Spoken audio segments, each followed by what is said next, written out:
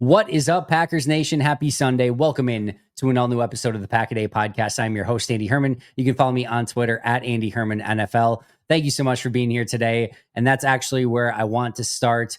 It has been a crazy month in Packers land. We have seen a trade for Micah Parsons, a epic win against Detroit to start the season, and then a handful of days later, a huge win against Washington, a defense that is playing out of its mind, and a team that seems to be a legitimate Super Bowl contender. It has been a very fun last month. And with that, we have seen our numbers here on Pack-A-Day just absolutely explode as of this past, actually, as of recording this, I should say, we are currently the 50th ranked sports podcast nationwide, all sports, for any national shows, team shows. And in fact, we're the third ranked team specific show of any team. There's only a Bills one and a Vikings one. So keep listening. We got to beat the Vikings one that are currently ahead of us. But to think of a random idea late night, I don't even know how many years ago it was now, to put together a Packers podcast, a daily Packers podcast, and just so we could talk Packers every day into everything that this has become. I cannot thank you guys enough.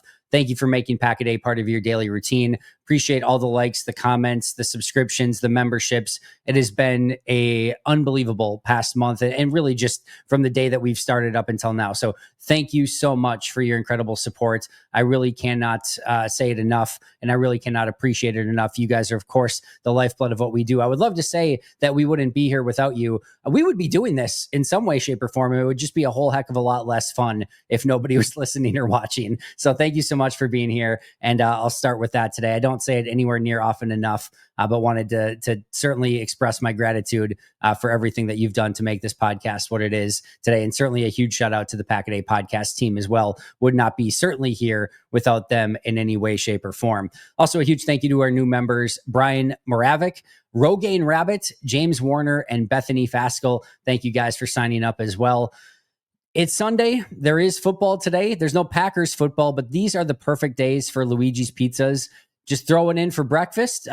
Luigi's tweeted at me the other day. There's like, you just make a whole day of it, right? You start with the breakfast pizza in the morning, maybe an ultra thin crust at noon. And then, as you get to that midday, maybe you put in some garlic dippers as a snack. And then just as you're starting to get hungry again at night, throw one of like the Big Daddy ones in with all the extra cheese and meats and everything like that. That's a day. Throw football in the background, and what more could you possibly want on a Sunday? Of course, check them out over at luigispizza.com and on social media at Luigi's Pizza. Speaking of game day, there are some interesting ones to kind of keep an eye on from a Packers perspective today. The first one is Bears-Lions at noon. You have 0-1 Bears versus 0-1 Lions.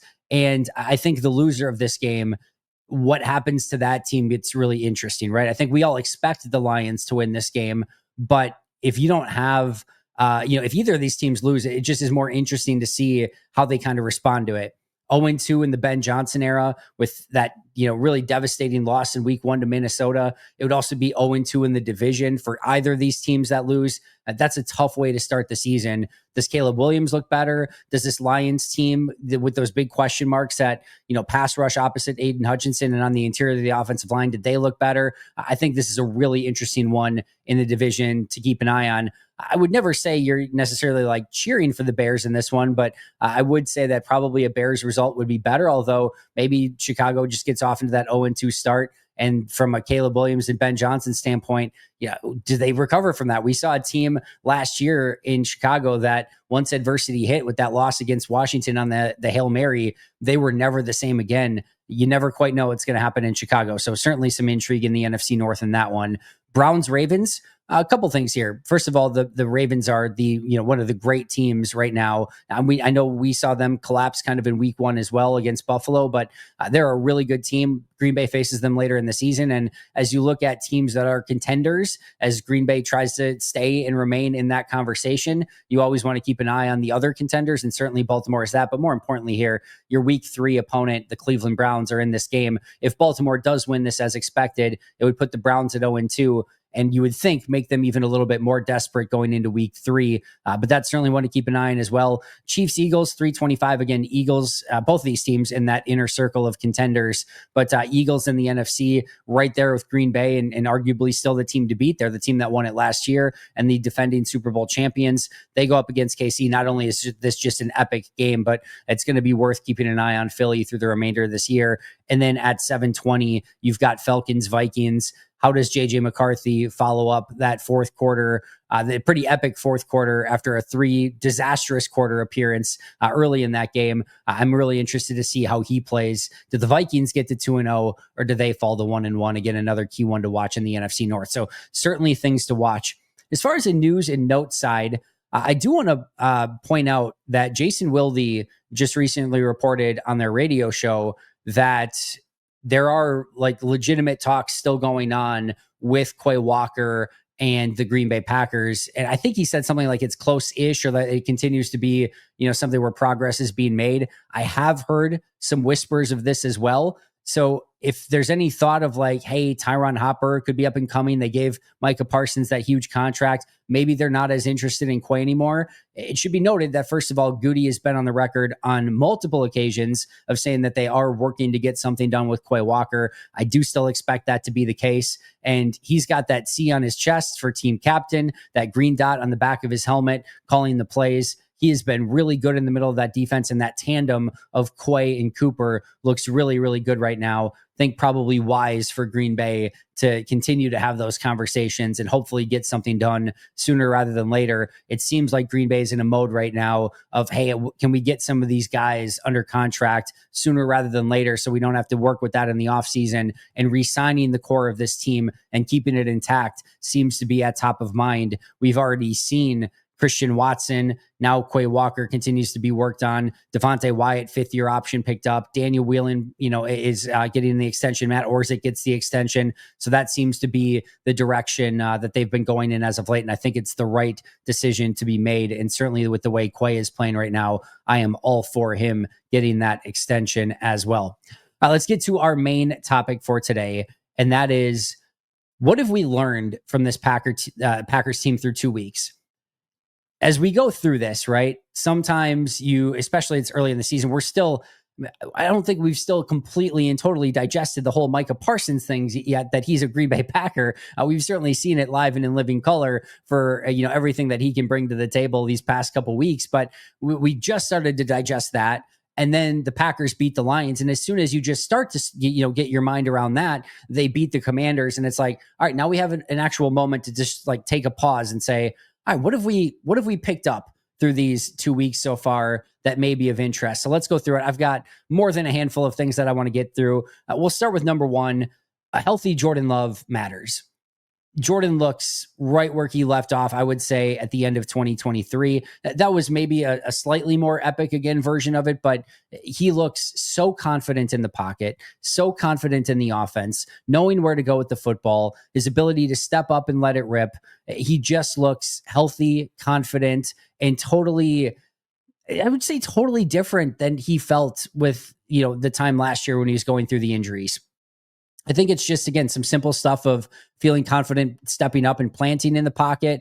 It just feels like, the ball is exploding out of his hand a little bit better.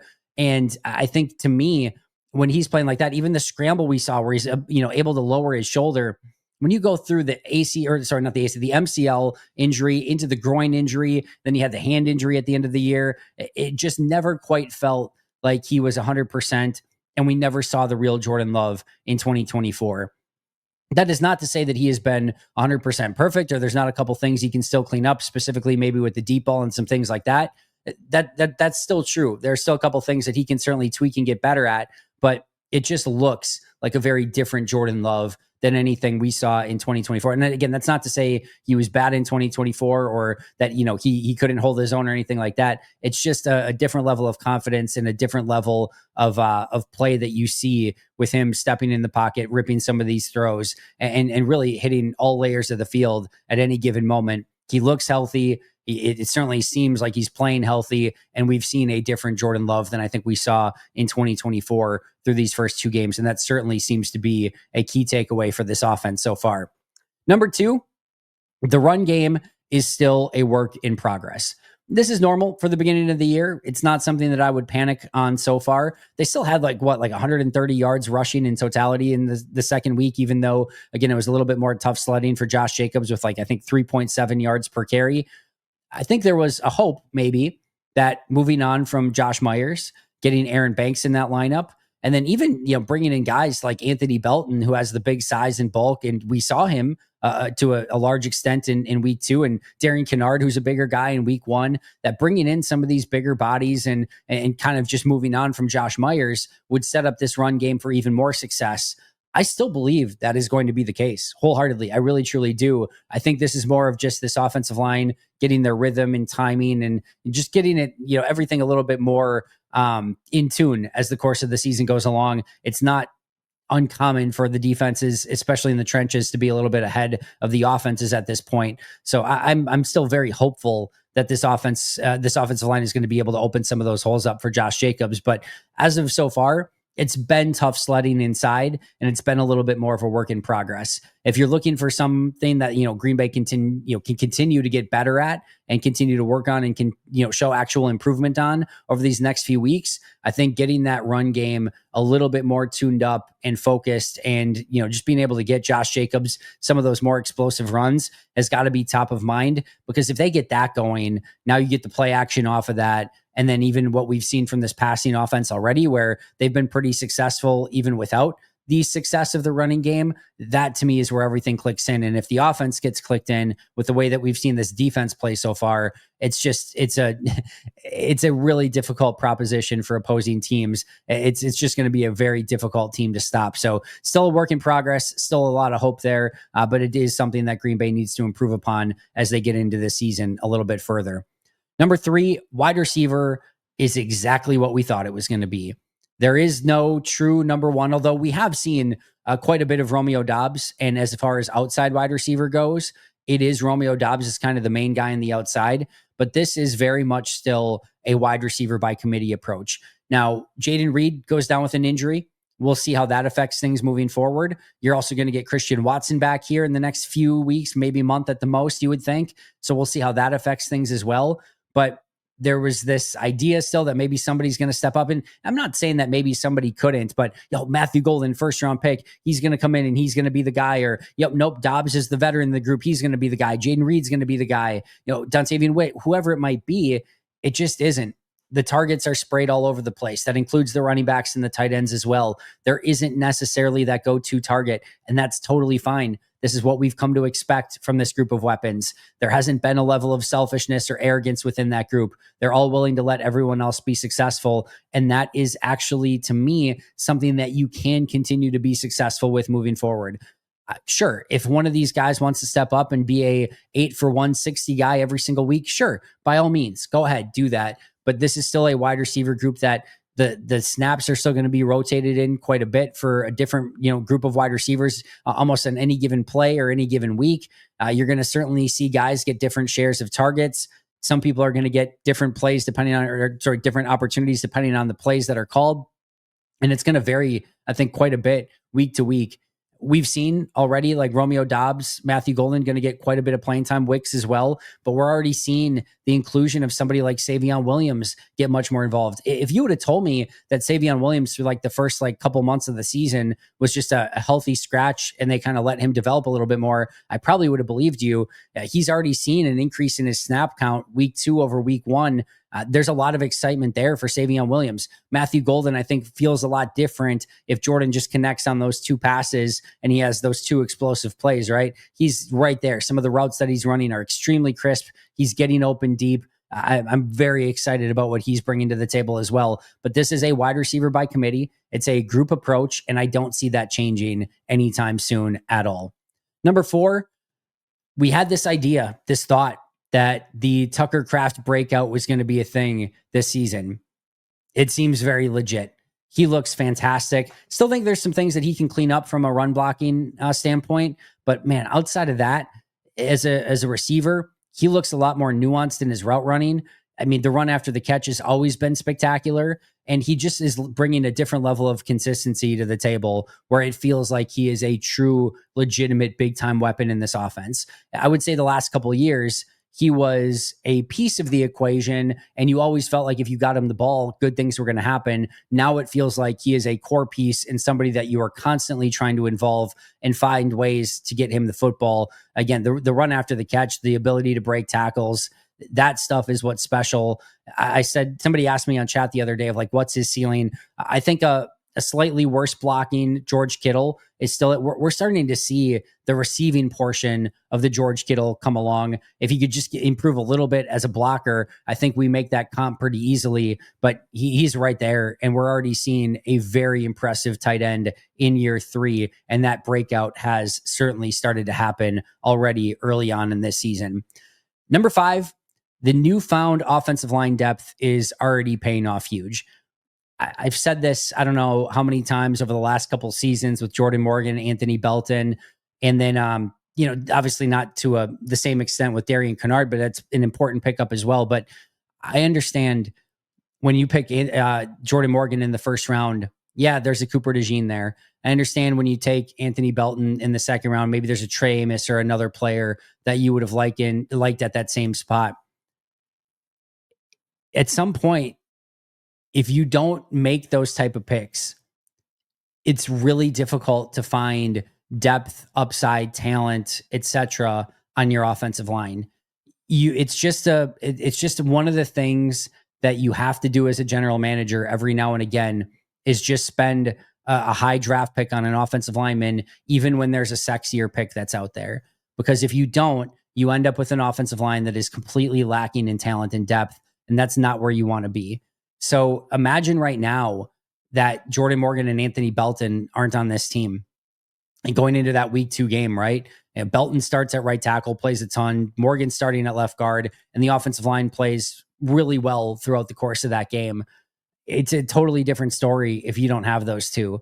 And again, I'm not saying that they were necessarily perfect picks or that whatever the case may be, but at some point in time, you do have to address those needs and those, just the depth along the offensive line. And I think having those two has already paid off big this year. And then the Darian Kennard trade as well, a future 6th round pick to go out and get him as, if we want to call it the 8th offensive lineman in this scenario, that's already paid off huge as well. So I know again that, you see some of these trades or the early draft picks on offensive linemen. It's like, oh, did they really need to do that? Could they have not gone with maybe something that was, maybe a little bit flashier, sexier, etc. I get it, but I really love that they continue to invest in the offensive line. It's never a bad idea. I know it sometimes doesn't feel great and the process isn't the most fun in the world, but it pays off huge. And I think we've already seen that through the course of this season. The Aaron Banks signing, same thing, right? And I know he played one game. He was fine in that game. Second game, he was out injured, but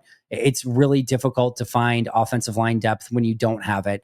And Goody continued to put resources into it with a 1st round pick in Jordan Morgan last year, 2nd round pick in Belton this year, trading for Kennard, signing Aaron Banks. And those moves have, again, already paid off huge. So kudos to Goody there. And again, we see the value of having that depth along the offensive line. Number 6 is, I hope you did not sell that Devontae Wyatt or LVN stock, because that stock right now is starting to go up and up and up and up. And there was, for LVN, I think some hope during camp where all of that talent was starting to show itself. Before the trade for Micah Parsons, he had been the most disruptive defensive lineman in training camp for Green Bay. And still everyone was like, let's just kind of wait to see if he can do it in the regular season. I don't want to jump to any conclusions here. We know he's talented. We know he has the upside. He's made some plays in practice before. Can he do it in games? And we have seen a totally different LVN through the first 2 weeks of the season than we have seen in his career so far. That jump has been legitimate. It is tangible. It is real. We can see it, and it's happening in real time. Really, really fun to see. Devontae was almost the opposite. I'm not sure there was a player who had a more quiet training camp for a player that had expectations than Devontae Wyatt. He barely made a peep. There was barely a mention of Devontae Wyatt in training camp. And yet he has come out and played the best football of his career. I've been astounded with what I've seen from Devonte Wyatt. For somebody who has been really just a rotational kind of pass rushing piece for Green Bay, they basically said, nope, you're going to play full time on the interior and you're going to do a little bit of everything. He's held up against the run better than I have ever seen him in his career. He's been more disruptive. He's getting to the quarterback. Like, this has been really, really good Devonte Wyatt. Those first round picks where you're like, I'm not sure they're ever going to live up to it. We're starting to see them live up to it. I love what I'm seeing from Wyatt. I love what I'm seeing from LVN. And those jumps in year 4 for Wyatt, year 3 for LVN are finally seeming like they're real and that we're getting them. And if that does become the case and they continue to play like this, what a huge win for this defense. And this defensive front is just going to be a real terror to have to go against with Micah and Gary and now LVN and Wyatt playing the way that they are, not to mention Wooden and some others as well, Carl Brooks. But those two are starting to really take that leap. And it's been really fun to watch through the first 2 weeks of the season so far. What's up, friends? Let's get our sleeper picks in for the week. We're going to be doing Monday Night Football. Remember, there are 2 games this upcoming Monday. We've got the Raiders and the Chargers and the Buccaneers and the Texans. Should be fun football, but it's even more fun when you're utilizing sleeper. I feel really good about my picks today. What we're going to be doing is going with Will Anderson, more than a half sack. Listen, Baker Mayfield likes to do a little bit of dancing in the pocket. He likes to buy himself some time, and Will Anderson is one of the more explosive, dynamic pass rushers. I like more than a half sack for Will Anderson. Speaking of Baker Mayfield, I think the Texans defense is going to be up to the task in this one. I really like Baker. I really like that Tampa Bay offense, but I think Houston holds them in check. Baker Mayfield under 1.5 passing touchdowns. And then last but not least, Omarion Hampton versus the Raiders. This is the battle of the 2 premier rookie running backs. I think Omarion Hampton is the one that has a big day. More than 56.5 rushing yards for Omarion Hampton. That's what we're going with. Will Anderson, more than a half sack. Baker Mayfield, fewer than 1.5 touchdowns. And Omarion Hampton, more than 56.5 rushing yards. It's always more fun when you're utilizing sleeper. So what are you waiting for? Utilize code PACKADAY to get a 100% match up to $100. You're going to want to use that code. Again, PACKADAY. Terms and conditions apply. Make sure you're checking out terms of use over on Sleeper. They're operational in over 25 states, and the link is in the description below. Again, make sure to utilize that code PACKADAY. What are you waiting for? Get after it right now. Number 7, Kenny Clark and TJ Slayton, who they don't need those guys. They don't need the big run stuffers up front. Green Bay's held the 2 teams combined, Washington and Detroit, to under 100 yards combined in rushing over the first 2 weeks. That is a remarkable statistic. And after trading away Kenny, you're like, it's probably a necessary evil to bring in Micah Parsons. You're more than willing to do that. But man, how Green Bay has seemingly improved in run defense without Slayton or Kenny in there has been really impressive to watch for these first 2 weeks. And hopefully that continues. But man, all the credit we already said for Devonte Wyatt, but Colby Wooden and Carl Brooks, I mean, those 3 are getting almost all the time on the interior. You're talking about 2-3 techniques really in Wyatt and Carl Brooks, who are more penetrating pass rushing types. And then Colby Wooden, who went from like a 270-pound, college defensive end / defensive tackle, who now put on a bunch of weight to try to become a little bit more of a run stuffing presence. Even then, he's probably at like 305 maybe at best. It's really impressive to see what those 3 have done on the interior. And then one of the things I've talked about, and one of the reasons I was confident in the run defense after the departure of Kenny Clark, and of course TJ Slayton had already happened at that point, was because this was a real team effort on defense last year with how they stopped the run. Yeah, you had a couple of good run stuffers inside, but it was everyone. It was the linebackers playing better, the edges getting set better, gap integrity, everyone doing their job, safeties coming from depth, corners helping. It was really all 11 playing good run defense, which was a difference. We saw it under Jeff Hafley. They just emphasized it a whole heck of a lot more. And I was hopeful that would carry over, but there's still some concern of like, hey, if your interior just isn't big enough, can you hang? And if not, is that just a fatal flaw in the middle of the defensive line? It wasn't a fatal flaw. Those guys have been playing out of their mind. And shout out again to Carl Brooks, Colby Wooden, and Devonte Wyatt, and to a slightly lesser extent, Nazir Stackhouse as well. But those guys have held up well inside, and the run defense has been really, really good so far. Number 8, it's probably the most surprising one. Micah Parsons actually does make your team better. It's amazing. The run defense actually doesn't get that much worse. And man, go back 3 weeks. and draw up your perfect start to Micah Parsons' first 2 weeks as a Green Bay Packer, and you could not have asked for anything better. I did talk to somebody in the organization, and they said that the person has been as good, if not better, than the player on the field.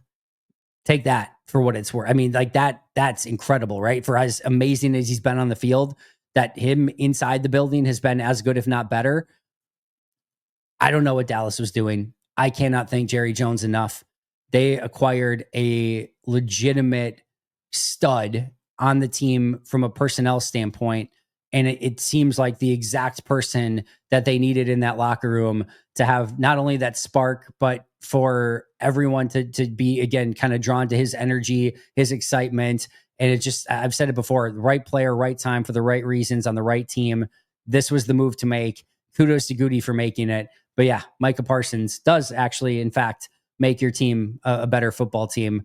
Thank you again, Dallas Cowboys. We cannot appreciate it enough. Number 9, there is no second-year slump or sophomore hangover or anything else for Edgerrin Cooper. That dude is a bona fide stud on the second level of the defense. He looks incredible already through 2 weeks of the season. He is flying around. He is making plays. He is a complete menace. And we haven't even seen like the big time, like shooting the gaps for a 5-yard loss. I think he did share a sack with Micah this past game, but some of the stuff that we know he's capable of, they haven't even really needed to get into some of that stuff so far. That stuff will continue to happen as well, but just his consistency. And this was the thing, if I'm being totally honest about Micah, I knew that the big flashy plays would be there. That's never going away. He is way too freaky and way too talented that those play and just has good instincts too, that those are always going to happen. And you're going to start seeing them, I think, happen with a little bit more regularity here as well. But I did wonder if like, can he become a true down to down consistent linebacker? In year 1, we saw him line up in the wrong gap from time to time. We saw him, even Matt LaFleur kind of defined it as like, hey, there's a lot of times where he's actually doing the wrong thing, but somehow finding a way to make it right because he's just that talented, right? But could he find a way to do the right thing at the right time and what he's supposed to be doing, and then letting that, insane athleticism take over?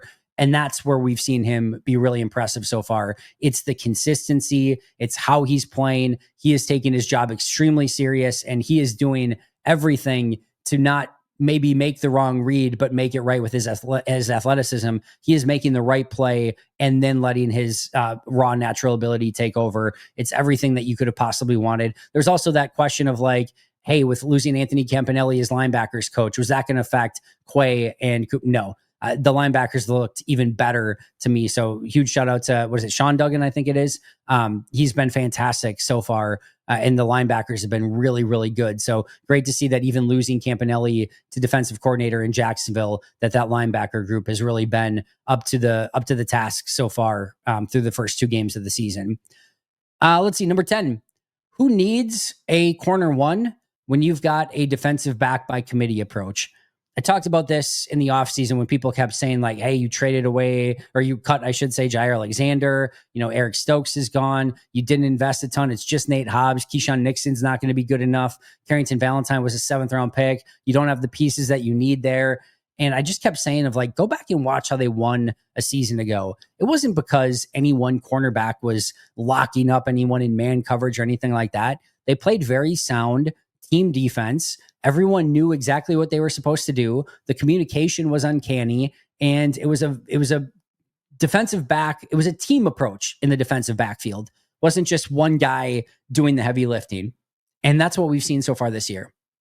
The safeties and the corners playing off of each other, playing to each other's strengths, communicating everything, knowing their assignments so that when something gets passed off from one player to another, everyone knows exactly what's going on. The communication, just going back to that for a second, has been out of this world outstanding with how they're passing off different concepts and things like that. They don't probably have, I'm not going to say anything that they can't have a Pro Bowl corner or anything like that. Maybe Carrington Valentine or Keyshawn Nixon or even Nate Hobbs can get there, but maybe they don't have that. I don't care if this defensive backfield continues to play the brand of football that they've played through these first 2 weeks of the season against a couple good offenses. I have zero concern of like, oh, they don't have Darrell Revis or a Deion Sanders or even a Jair Alexander back when he was playing as well as he was. I don't care. These guys know how to play in this system. They are well tuned into what Jeff Hafley wants them to do. And this defensive back by sort of committee or just this team defensive approach is really, really working. They've bought into it. And I love what I've seen from the secondary so far. Number 11, Brandon McManus is human after all. After being perfect almost all offseason, he did have the miss the other day. It's not to say that I'm concerned about it, but it's just a reminder that, hey, sometimes these things can still go wrong in certain moments. It was not exactly a short field goal. It was like a 40-some yarder, 48-yarder, I want to say, goes off the left post. But, he's going to be totally fine. This is not some huge commentary there. But again, if you're just thinking, nope, every single field goal is going to be made because you have Brandon McManus, well, it's still, has the ability to have some human elements pop up from time to time. So as dominant and perfect as he was all throughout the offseason, just one moment there where he maybe showed a little bit of his human side. Number 13, the defense has been so insanely good in spite of Jeff Hafley. What a unbelievably terrible job that he has done so far. It's really incredible that the talent of this defense can overcome some real terrible defensive coordinating on his end. He has no idea what he's doing from a play calling standpoint, a play design. He's just basically, you might as well have somebody blindfolded and calling plays out there. Definitely not head coaching material. I can't imagine that any other team would be interested in his certain brand of football. Kudos to the defensive players for really making this work despite some really, really terrible defensive coordinating. And if any other team is listening to this, cannot stress enough, just don't even consider this guy for a head coaching job because you're going to be really disappointed. He definitely he's risen to as far as he's going to go in this league as defensive coordinator. And can't imagine any team should be interested in him whatsoever. Please don't take him. Please don't take him. What an unbelievable job by Jeff Hafley. Absolute stud. Assistant coach of the year already, in my opinion. Book it. Right. He's that freaking good. He's that dude. He deserves anything that he wants, but man, I hope he can stay in Green Bay for as long as possible, even though I'm not certainly holding my breath on that. Number 14, all that talk about the hot seat for Matt LaFleur and Brian Gutekunst doesn't seem very hot at the moment. Don't think it ever was. Those two are going to get their extensions. I get there's a long way to go in this season. The expectations are sky high. And as soon as we start getting excited, they'll lose one game and it's going to be fire LaFleur and fire Goody. Same thing. Can't win big games or whatever. It's a very, very good GM. It's a very, very good head coach. They both know that their legacies are tied to what they do in the playoffs. They're aware of it. They know that in the NFL, you have to win big games in order to, be thought of in that group of best GM, best coach, things like that. And they know that too, that talk of being on a hot seat for anybody does not go away unless you win those postseason games, right? There's always going to be that, just cloud above you of, hey, yeah, you've won a ton in the regular season, but what about the playoffs?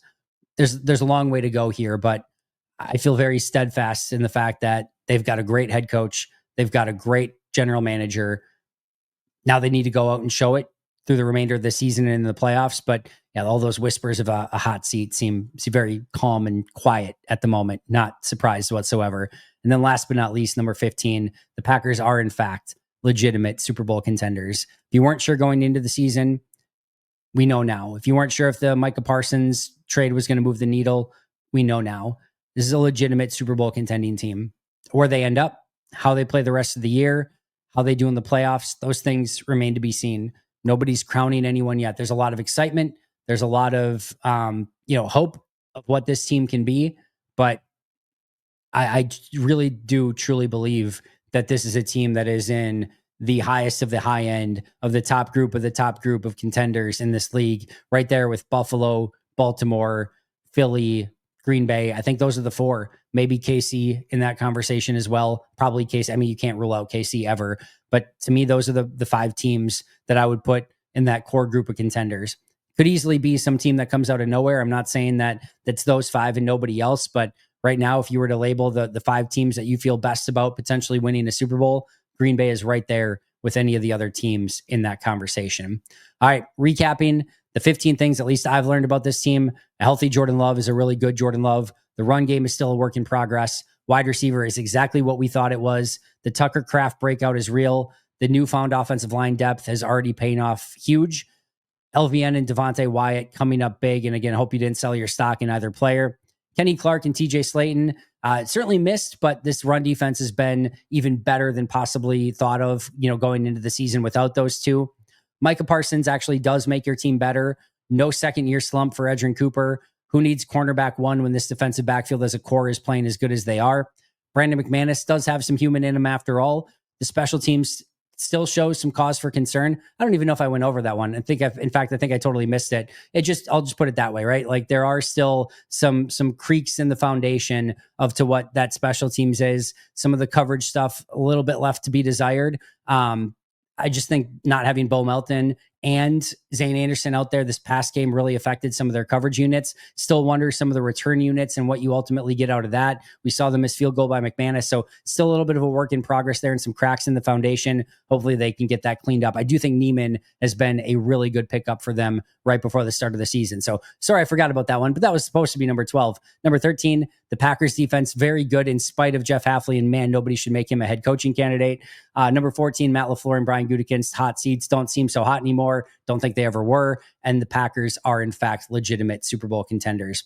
Enjoy your Packers-free NFL Sunday. These are always really fun. You've already got that win in hand, going 2-0 with the huge win against Washington. And now you can kind of just enjoy a NFL red zone and spin around the league on Sunday, capped off by a Vikings-Falcons game on Sunday Night Football. Shout out to our All-Pro and Hall of Fame members: PJ Wynn, John Wild, Brandon Paletta, Boom Handle, Donald Lee, Lori Lord, Baby QB, David McCluskey, Donald Decker, Alex Wong, Peter Rataka, Jay Zimmerman, B. Brown, Puerto Rican Packer, Dan Gessford, Dylan Pat Scott, SoCal Pack, Chris Rager, Izzy Roberts, Ian Ewing, Carlo Delgado, Willie Winklestinkle, Jen Wright, The Gable Storm, Pack Attack Cast, Chris Weish, Craig, John D. Metropolis, Hayden Radomski, Devin Lang, Ganzusa, Alexander Newell, Dan Miller, and Titletown T. I'll see you guys tomorrow, but until next time, and as always, go Pack Go.